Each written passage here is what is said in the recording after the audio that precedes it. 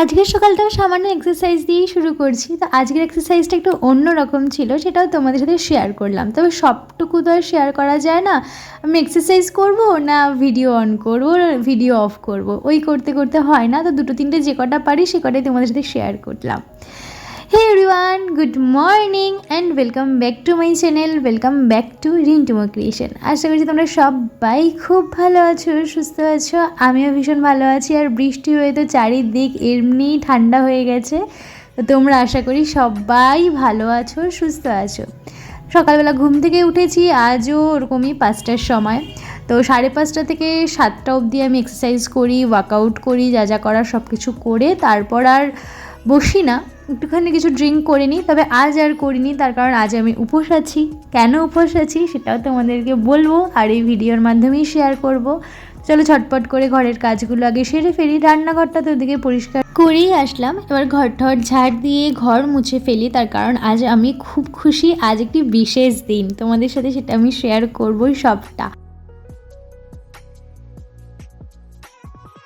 তো চলো ঝটপট করে ঘর ঠরগুলো মুছে নিই ভালো করে, একদম খাটের তলা থেকে শুরু করে সব একদম কোনা কাঞ্চি কোনো কিছুই বাদ দিচ্ছি না আজ মুছতে। খাটের তলা রোজ রোজ মোছা হয় না, তবে মাঝে মাঝে চেষ্টা করি সপ্তাহে 3-4 দিন যে খাটের নিচটাও যেন পরিষ্কার করে রাখি। তারপর দেখো, মানে মনে খুশি থাকলে বলে না মুখেও আলাদাই একটা গ্লো থাকে। তো আজকে আমারও অবস্থাটা ঠিক সেরকমই, মানে মনে অনেকটাই খুশি আজকে আমি, তার জন্য মুখে আলাদাই একটা গ্লো কাজ করছে। এমনি দিন মুখটা কেমন চুপসে থাকে, কিরম হয়ে থাকে, ঘামিয়ে থাকে মুখ, কিন্তু আজকে দেখো মুখটা কত ফ্রেশ লাগছে আমার। মনটাকে আগে সবার আগে আমাদেরকে সুন্দর করতে হবে, তাহলেই আমরা সব দিক থেকে সুন্দর থাকতে পারবো। আজকে দেখো একটু সিঁদুরের টিপ পরে নিলাম, সিঁদুর পরে তারপর সিঁদুরের টিপ পরে নিলাম। তো কীরকম লাগছে দেখো তো। সিঁদুর পরলে এমনি মেয়েদের মুখ একদম অন্য রকম হয়ে যায়, আর সিঁদুরের টিপ পরলে তো আরও সুন্দর লাগে বলো। তারপর চলে এসেছে একটু আলতা পরতে। আর আমার বিছানাটাতে আমার বর এখনও ঘুমিয়ে আছে, এখনও বিছানাটা আমি গুছিয়ে উঠতে পারিনি। সব ঘর পরিষ্কার করে এসেছি কিন্তু বিছানাটা গোছাতে পারিনি, তার কারণ নাইট ডিউটি করে মাত্র সকালবেলা ঘরে এসেছে। তাই আমি আর জোরও করিনি ওকে ঘুম থেকে ওঠানোতে। তো ঘুমিয়ে আছে, ঘুমিয়ে থাকুক, আমি যতক্ষণে সমস্ত কাজবাজ করে সব কিছু গুছিয়ে ফেলবো ততক্ষণে আশা করছি ও উঠে যাবে। তো আলতা পরে একেবারে শাড়ি পরে রেডি হয়ে নিলাম। তার কারণ কি বলো তো, পুজো দেবো আজ একটু। তো কী পুজো দেবো তোমরা হয়তো অনেকেই গেস করতে পারছো। তো তোমাদেরকে বলেই দিই, মনে আছে আমি একটা শিবলিঙ্গ এনেছিলাম, তো সেই ঠাকুরকে আমি এতদিন ধরে বাক্সবন্দি করে রেখে দিয়েছিলাম। তো আজ ভাবলাম সোমবার আছে 1 জুলাই, তো আজই আমি কেননা ঠাকুরকে স্থাপন করি। ভেবেছিলাম ঠাকুরমশাই দিয়েই পুজো করাবো, কিন্তু সেটা আর হলো না। আমার বর থাকবে না ঘরে, এক্ষুনি বেরিয়ে যাবে জানো, নাইট ডিউটি করে এসেছে, তাও ঘরে থাকবে না, এক্ষুনি বেরিয়ে যাবে।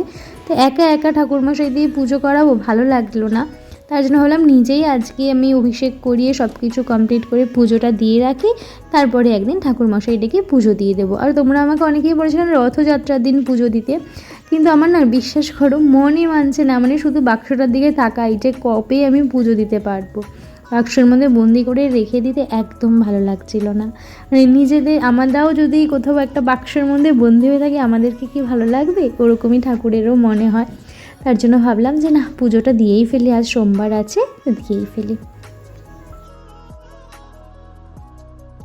এই যে এখন আমার বর ঘুম থেকে উঠেছে, দেখছে যে বউ একা একা কাজ করছে, তো ঘুম থেকে উঠে একটু ক্যামেরায় সাহায্য করছিল। কিন্তু সেই সৌভাগ্যটাও আমার হলো না যে একটু ক্যামেরা করে দেবে বা ঠাকুরের সামনে এসে বসবে। একটা এমন ফোন আসলো যে এক্ষুনি ওকে ছুটে চলে যেতে হবে। এত কষ্ট লাগছিল বিশ্বাস করো, যে ঘরে একটু পুজো দিচ্ছি, ঘরে কেউই নেই, দুটো মানুষ আমরা শুধু, কিন্তু তাও ওকে চলে যেতে হবে। সত্যি খুব খারাপ লাগছিল, পুজোটাও দেখতে পেলো না চোখের সামনে বসে। সত্যি খুব খুব কষ্ট লাগছে। এখন আমি ভয়েস ওভার দিচ্ছি, আমার এখনও খারাপ লাগছে যে আমার তো এখানে কেউই নেই বলো, শুধুমাত্র ও আর আমি, দুজন ছাড়া আর কেউ কারোর নেই। তো যদি সেই দুজনেই আমরা একসাথে বসে একটু পুজো না দিলাম তাহলে মনটা খারাপ লাগেই। তো দেখো এখানে আমি সব কিছু গুছিয়ে নিয়েছি, চন্দন, দই, ঘি, মধু, গঙ্গার জল, দুধ, শর্করা, আতপ চাল সব কিছু গুছিয়ে ঠাকুরকে এখন অভিষেক করাবো।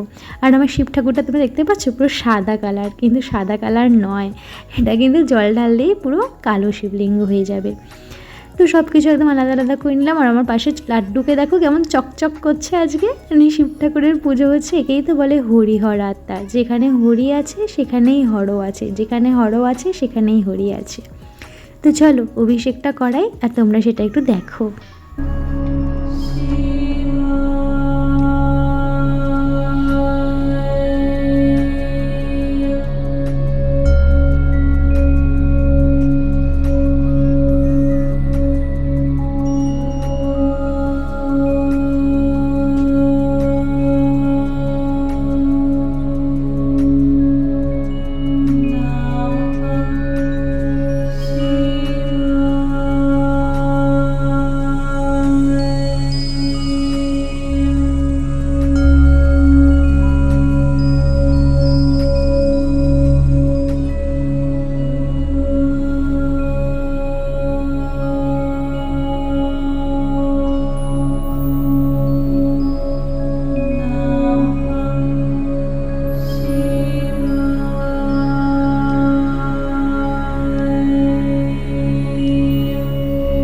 আমার যদি কোনো ভুল ত্রুটি হয়ে থাকে পুজোতে প্লিজ তোমরা আমায় ক্ষমা করে দিও। তো এখন দেখো আমি একটু কর্পূর ছিটিয়ে দিচ্ছি চারিদিকে। তার কারণ কি বলো তো, প্রচণ্ড মাছি এসে গেছিলো, ফলগুলো কেটে রেখেছি তো, আম ঠাম কেটেছি, তার জন্য প্রচুর মাছি চলে এসেছিলো। তারপর দই ছিল, টক দই, তো মাছি আমার একদম বিরক্তি লাগে। এর জন্য একটু কর্পূর ছিটিয়ে দিলাম, দেখলাম একদম তুরান্ত দৌড় দিল সব মাছিগুলো, আর একটাও মাছি রইল না।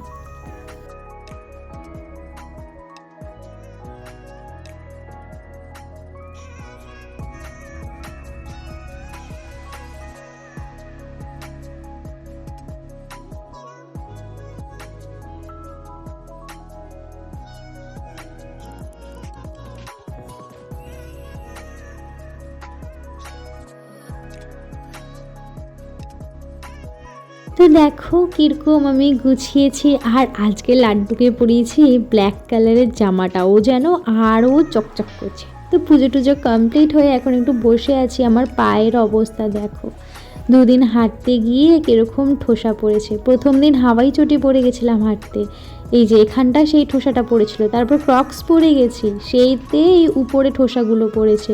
মানে পা নিয়ে যেন আমি আর হাঁটতেই পারছি না। কোন জুতো পরলে মানে আমার পায়ের ঠোসা পড়বে না একটুখানি জানিও তো আমায়। মানে কোন জুতো কিনলে আমার পায়ে, মানে বুট পরলেও পায়ের গোড়ালিতে ঠোসা পড়ে যায়। কী যে করি এই পা দুটোকে নিয়ে আমি। যাই হোক, এখন চলে এসেছে, যেহেতু ও আসবে না দুপুরবেলা, তাই ভাবলাম আজ আর রাইস করবো না। শিব পুজো দিয়েছি, আর শিব পুজো দিলে শুনেছি ভাতও খেতে নেই। তো ভাবলাম আজকে একটু ওটসের খিচুড়ি বানাই, সেটা হেলদিও টেস্টিও। আর আগের দিন আমায় রিয়া কমেন্ট করে বলেছিল যে তুমি ওটসের খিচুড়ি খেতে পারো, তাই ভাবলাম আজকেই সেই দিনটা, ভালো দিন একটা, তো ওটসের খিচুড়ি খাওয়াই যায়। ভাত যখন খাবো না, ডালিয়ার খিচুড়ি তো আগের দিন খেলামই। তো ওটসটাকে ভালো করে রোস্ট করে নিলাম, ভালো করে শুকনো তাওয়াতে, তারপর গিয়ে জল ঢেলে দিলাম। এবার ওটসটা সিদ্ধ হতে হতে তার মধ্যে আমি ভেজিসগুলোও দিয়ে দিলাম, সেটাকেও ভালো করে সিদ্ধ করে নেব। একটুখানি নুন দিয়ে ঢাকা চাপা দিয়ে রেখে দিলাম। ততক্ষণে আমি এখানে একটু মশলা করে নিচ্ছি। মশলা বলতে একটু আদা আর দুটো লঙ্কা, আর কিছুই না।